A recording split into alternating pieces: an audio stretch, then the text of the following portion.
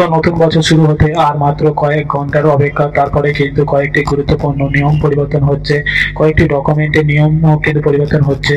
যে নিয়মগুলি কিন্তু আপনাদের অবশ্যই জানতে হবে, না হলে কিন্তু পরবর্তী সময়ে আপনারা সমস্যায় পড়বেন।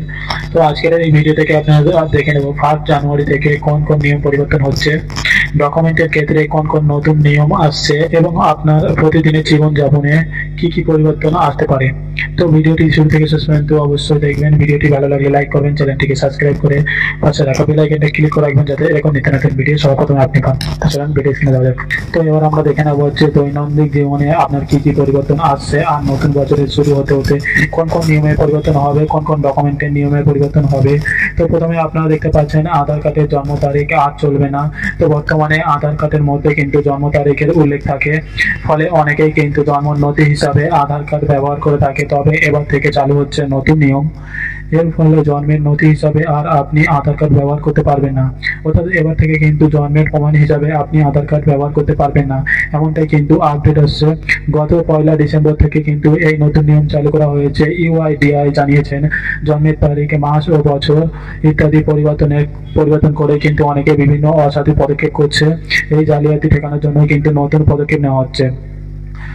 ইউআইডিএ এর নতুন নিয়ম চালু হওয়ার পর আধার কার্ডের সঙ্গে সঙ্গে বার্থ সার্টিফিকেটেরও প্রয়োজন পড়বে। এই বিষয়ে আধার প্রকল্পের ডেপুটি ডিরেক্টর রাকেশ বর্মা জানিয়েছেন, নতুন নিয়মের ফলে স্কুল কলেজে ভর্তি হোক বা পাসপোর্ট তৈরি হোক, আধার সর্বোচ্চ পরিচয়পত্র হিসাবে ব্যবহার করা যাবে। অর্থাৎ স্কুল কলেজ বা পাসপোর্টের ক্ষেত্রে কিন্তু পরিচয়পত্র হিসাবে কিন্তু আপনি আধার কার্ড ব্যবহার করতে পারবেন। তবে কেবলমাত্র জন্ম তারিখ যাচাই করার জন্য বার্থ সার্টিফিকেট কিন্তু আলাদা করে দিতে হবে। অর্থাৎ এবার থেকে কিন্তু আপনারা আর আধার কার্ড জন্ম তারিখ যাচাইয়ের জন্য দিতে পারবেন না, তার জন্য কিন্তু আপনাদের বার্থ সার্টিফিকেট দিতে হবে। মূলত আধার কার্ডের জন্ম তারিখ ও নাম পরিবর্তন করে পেনশন স্কিম, অ্যাডমিশন ইত্যাদি কিন্তু বিভিন্ন প্রকল্পের সুবিধা মানুষ নিচ্ছে। এর আগেও যদিও ইউআইডিএ এর তরফ থেকে একাধিকবার কড়া ব্যবস্থা নেওয়ার কথা বলা হয়েছে, তা ফলপ্রসূ হয়নি, তাই কিন্তু এমন সিদ্ধান্ত নেওয়া হয়েছে। অর্থাৎ এবার থেকে কিন্তু আপনি আর আধার কার্ড জন্মের প্রমাণপত্র হিসেবে ব্যবহার করতে পারবেন না, এমনই কিন্তু নিয়ম আসছে। তো এখানে আপনারা দেখতে পাচ্ছেন আধার কার্ডের ভেরিফিকেশন হবে পাসপোর্টের মতো, সময় লাগতে পারে 180 দিন। অর্থাৎ এবার থেকে কিন্তু পাসপোর্টের মতোই আধার কার্ডেও ভেরিফিকেশন হবে, তার জন্য কিন্তু সময় লাগতে পারে 180 দিন। তো আধার কার্ড নিয়ে শীঘ্রই কিন্তু নতুন নিয়ম চালু করতে পারে কেন্দ্রীয় সরকার, যার আওতায় আধারের ভেরিফিকেশন হবে পাসপোর্টের মতো। একটি নতুন কার্ড ইস্যু করতে গেলে সময় লাগতে পারে প্রায় 6 মাস বা 180 দিন। তো আধার নাগরিক হওয়ার পরিচয়পত্র না হলেও বর্তমানে কিন্তু আম আদমির অধিকার বিভিন্ন যোজনা থেকে শুরু করে ব্যাংক, এলপিজি অফিস সর্বত্রই কিন্তু আধার কার্ডের মাধ্যমে পরিষেবা পাওয়া যাচ্ছে। তাই আধার নিয়ে কিছুটা কঠোর মনোভাব নিল কেন্দ্র মোদী সরকার। আধার কার্ডের জন্য নতুন ব্যবস্থা চালু করতে চলেছে কেন্দ্র। এর আওতায় নতুন আধার কার্ডের জন্য আবেদনকারীদের ভেরিফিকেশন করবে রাজ্য সরকার। অনেকটা পাসপোর্ট ভেরিফিকেশনের ধাঁচেই কিন্তু হবে ওই যাচাইকরণ। অর্থাৎ পাসপোর্ট যেভাবে ভেরিফিকেশন করার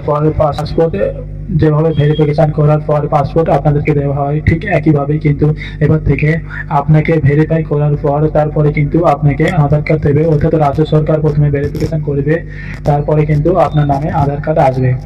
এসডিএফ স্তরে অফিসারের অনুমোদনের পরে কিন্তু নতুন আধার কার্ড দেওয়া হবে। আগে ইউআইডিআই এর তরফ থেকে এই ভেরিফিকেশন করা হতো না। অর্থাৎ এসডিএফ স্তরে অফিসাররা যখন অনুমোদন দেবেন তখন কিন্তু আপনি নতুন আধার কার্ড পাবেন।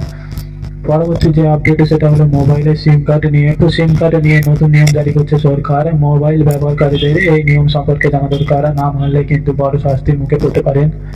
ডিসেম্বর থেকে লাগু হবে গোটা দেশ জুড়ে। এবার সিম কেনার সময় পরিচয় যাচাই না করালে শুধু গ্রাহক নয়, শাস্তির মুখে পড়বেন সিম কার্ডের ডিলাররা।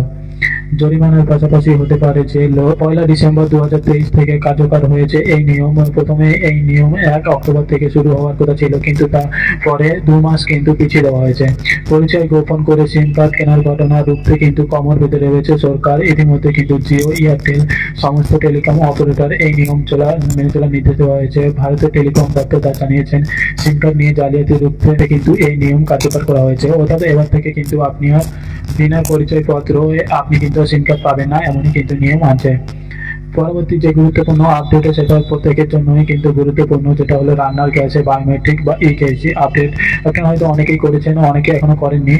তো নতুন নিয়ম অনুযায়ী যদি আপনার বাড়িতে রান্নার গ্যাস থাকে, সেক্ষেত্রে কিন্তু আপনার অবশ্যই আপাতত 31শে ডিসেম্বরের মধ্যে আপনার রান্নার গ্যাসের সঙ্গে ইকেওয়াইসি বা বায়োমেট্রিক আপডেট করা বাধ্যতামূলক। আর যদি আপনি রান্নার গ্যাসের সঙ্গে বায়োমেট্রিক বা ইকেওয়াইসি আপডেট না করেন, সেক্ষেত্রে কিন্তু পরবর্তী সময়ে, এখন নয় পরবর্তী সময়ে কিন্তু আপনারা সমস্যায় পড়তে পারেন। পরবর্তী সময়ে আপনি যে গ্যাসের সাবসিডির টাকা পাচ্ছেন, সেই টাকা কিন্তু নাও পেতে পারেন। আর ইতিমধ্যেই কিন্তু 3টি গ্যাসের, অর্থাৎ এইচপি, ইন্ডিয়ান, ভারত গ্যাসের ইকেওয়াইসি অনলাইন কিভাবে করতে হয় এই নিয়ে কিন্তু বিস্তারিত ভিডিও আমাদের চ্যানেলে দেওয়া আছে, যে দেখে নেবেন। যারা এখনো পর্যন্ত গ্যাসের ইকেওয়াইসি আপডেট করাননি, তারা অবশ্যই ভিডিও দেখে আপনারা অনলাইনে কিন্তু মাত্র 5 মিনিটে করতে পারবেন নিজের স্মার্টফোনের মাধ্যমে। তো যারা এখনো পর্যন্ত গ্যাসের বায়োমেট্রিক বা ইকেওয়াইসি আপডেট করাননি, তারা অবশ্যই অনলাইন থেকে করিয়ে নেবেন। তো এই 3টে গুরুত্বপূর্ণ আপডেট আপনাদের জন্য ছিল, যেগুলো কিন্তু আপনাদের অবশ্যই মানতে হবে, এবং এগুলো কিন্তু আপডেট রয়েছে, যেগুলো কিন্তু খুবই গুরুত্বপূর্ণ আপনাদের জন্য। তো আপডেটটি আপনাদের কেমন লাগলো অবশ্যই কমেন্ট বক্সে কমেন্ট করে জানাবেন। ভিডিওটি ভালো লাগলে লাইক করবেন, চ্যানেলটিকে সাবস্ক্রাইব করে পাশে থাকা বেল আইকনটা ক্লিক করে রাখবেন, যাতে এরকম নিত্য নতুন ভিডিও সর্বপ্রথম আপনি পান। তো আজকে ভিডিওটা এই, thank you for watching video.